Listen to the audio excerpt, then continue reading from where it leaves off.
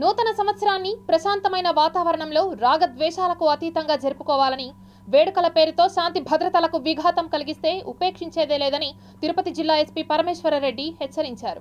తిరుపతి జిల్లా ఎస్పీ కార్యాలయంలో ఏర్పాటు చేసిన విలేకరుల సమావేశంలో ఆయన మాట్లాడుతూ, న్యూ ఇయర్ సందర్భంగా బహిరంగ ప్రదేశాల్లో ఎలాంటి కార్యక్రమాలకు అనుమతి లేదని, వైన్ షాపులు, బార్లను నిర్ణీత సమయంలోపు మూసివేయాలని సూచించారు.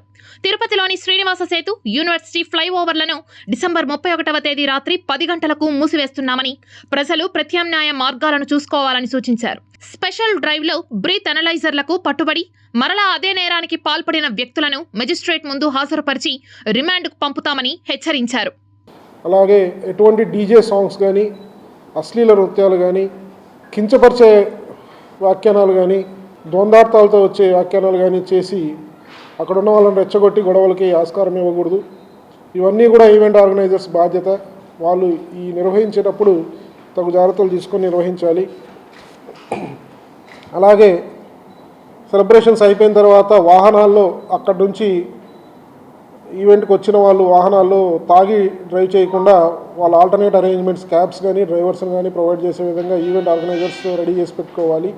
ఎవరైనా కూడా ఈ తాగి డ్రైవ్ చేయడం, పోలీసులందరూ కూడా చెక్ పాయింట్స్ పెట్టుకొని ట్రాఫిక్ పోలీస్ అంతా చెకింగ్ చేస్తుంటారు కాబట్టి ఎవరైనా పట్టుబడితే మాత్రం 6 months జైలు శిక్ష, అలాగే 10,000 జరిమానా కూడా విధించడం పడుతుంది.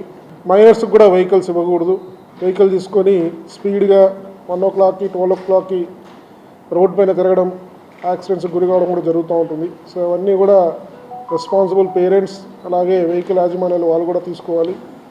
ఇంకా ఈ ఈవెంట్ ఆర్గనైజర్స్కి మనకు హెచ్చరిక ఏంటంటే, ఎటువంటి పరిస్థితుల్లోనూ కానీ అవుట్ సైడర్స్ కానీ ఈ డ్రగ్స్, ఏ విధమైన డ్రగ్స్ కానీ, గాంజా కానీ, ఇతర లిక్కర్ అయితే పర్మిటెడ్ లిక్కర్ కాకుండా వేరే లిక్కర్ కానీ అలౌ చేసినా కూడా ఈవెంట్ ఆర్గనైజర్స్తో కూడా జైలుకి వెళ్ళే అవకాశం ఉంది.